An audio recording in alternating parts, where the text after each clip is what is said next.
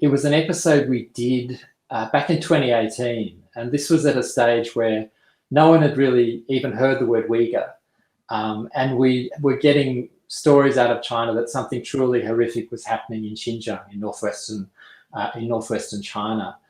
And we worked for months to try and find anyone from the Uyghur community in Australia who was willing to talk to us. And we tried Melbourne, no one in Melbourne, no one in Sydney, no one in Canberra, no one even in New Zealand, where we looked as well. And it turned out we went to Adelaide, which it turned out to be the largest Uyghur population in Australia.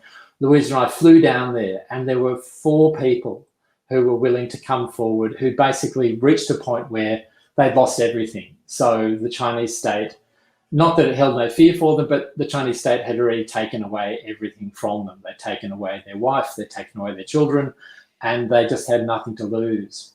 And so we sat down in this Islamic school in the northern suburbs of Adelaide on this sort of baking hot day, and just had these most harrowing accounts of what was happening there. And we really had no idea of how bad it was before we sat down and did this show. And I don't think too many people in Australia did either. And this show led to mainstream media taking an interest in the issue.